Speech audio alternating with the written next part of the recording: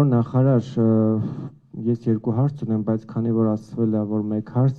պարտքի վերաբերյալ չեմ հնչեցնի, ձեր հայտարարագիրը առաջացրել է ուսումնասիրություն առաջացրել է մի խումբ փաստաբանների մտահոգությունները, մասնավորապես վերջերս էլ Արա Զորաբյանն էր գրառում արել, ըստ որի ձեր նկատմամբ հնարավոր է քրեական վարույթ հարուցվի, մասնավորապես անտոկոս 0%-ով վարկ ստանալու, քերո անունով շինություն գրանցելու եւ այլն։ Նախ այս մասով դուք ունեք մտահոգություններ, կա արդյոք կոռուպցիոն գործարքների մեջ եք թե ոչ եւ հրավիրվել եք որևիցե կերպ իրավապահ այս կամ այն կառույց։ Շնորհակալություն։ Նախ ասեմ, որ ես մտահոգություններ չունեմ, որովհետև փաստաբանները այն մտահոգությունները, որը իրենք հայտնել են, եւ այն փաստերը, որոնք իրենք հայտարարել են, այդ փաստերը վերցրել են իմ հայտարարագրից, այսինքն դա այն է, ինչ որ ես հայտարարել եմ։ Կոռուպցիայի կանխարգելման հանձնաժողովը ուսումնասիրություն է իրականացնում կամ իրականացրել վերջացրել է, ստատուսի մասին տեղյակ չեմ։ Այդ ուսումնասիրության շրջանակներում ինձնից պահանջվել են որոշակի պարզաբանումներ, ես տրամադրել եմ ամեն ինչ, ինչ որ հնարավոր էր, այսինքն այդ թվում նաև իմ հաշիվների քաղվածքը, ես ինչ եկամուտներ եմ ունեցել, ինչ ուղղություններով եմ այդ ծախսումները արել, որտեղ ըստ էության երևում են, որ այն ինչ որ ես հայտարարագրել եմ, դրա ապացույցներ է, եւ եթե որևէ այստեղ խնդրահարույց հարց լինի, վստահ եմ, որ այդ խնդրահարույց մասերը բան կստանան։ Ես չեմ հրավիրվել որևէ այլ մարմնի կողմից եւ որովհետեւ ինչքան հասկանում եմ, այդ դատական գործը ոչ թե իմ դեմ էր, այլ դատախազության, որը չի քրեական հետապնդում հարուցել, ենթադրում եմ նաեւ այն պատճառով, որ այդտեղ հարուցելու որևէ բան չկա, բայց երևի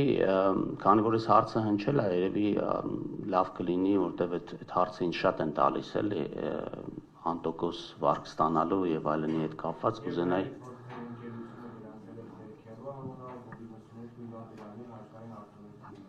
Հա։ Հարգելի գործընկերներ, խնդրում եմ։ Հա, հիմա կասեմ։ Իրական պատմությունը իրականում հետեւյալն է, երբ որ 20 թվականին պատերազմից հետո մի խումբ ընկերներով որոշեցինք, որ մենք այսպիսի մի տեխնոլոգիական պարկ ենք ուզում հիմնադրել, որը կմեծացներ Հայաստանի այսպես զինվածությունը տարբեր բարձր տեխնոլոգիական մշակումներ անելու ուղղությամբ որոշեցինք այսպիսի բան հիմնադրել եւ իմ ընկերներից մեկը որպես իր մասնակցություն այդ գործընթացում պարտքով այդ գումարը, այսինքն այդ գումարը ներդրեց այս գործի մեջ, որը ձևակերպեց որպես պարկ եւ որոշվեց, որ ես պետք է լինեմ, ես պետք է ղեկավարեմ այդ ընկերությունը եւ այս ամբողջ պատմությունը, հետո իհարկե 21 թվականի օգոստոսին, երբ որ կառավարությունը որոշեց, որ ես պետք է ստանձնեմ ֆինանսների փոխնախարարի պաշտոնը, ես ստանձնեցի այդ պաշտոնը, երբ որ արդեն պարզ էր, որ ես այլևս այդ գործունեությամբ չեմ կարող զբաղվել, ուղղակի այդ պարտքը եւ այդ ընկերությունը ես փոխանցեցի երրորդ անձի եւ այդ ընկերությունը որքանով տեղյակ եմ արդեն այդ ներդրման ամբողջ ծավալը իրականացվել է եւ արդեն գործունեություն է իրականացնում։ Ինչ վերաբերվում է արտոնություն ստանալուն, ապա ճիշտ ասած ես տեղյակ էլ չեմ եղել այդ արտոնության պատմության հետ կապված, այսինքն այդ ընկերությունը սարքավորումներ ներմուծելուց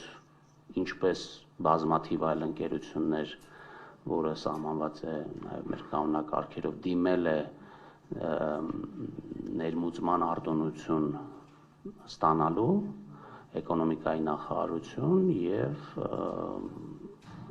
ֆինանսների նախարարությունը այդ process-ում ուղղակի ստուգում է արդյոք թղթերը ճիշտ են ձևակերպված, ճիշտ են լրացված, համապատասխանում է ԱՏԳ կոդերը իրենց սահմանված ձևաչափին եւ ԵԱՏՄ ֆորմատին եւ ստացել է այդ արտոնությունը բազմաթիվ, եթե չեմ սխալվում, 50-ից ավել ընկերություններ ստացել են եւ այստեղ sense ասենք կառավարությունը հայեցողական որոշում կայացնելու հնարավորություն էլ չունի, որովհետեւ հստակ սահմանված է թե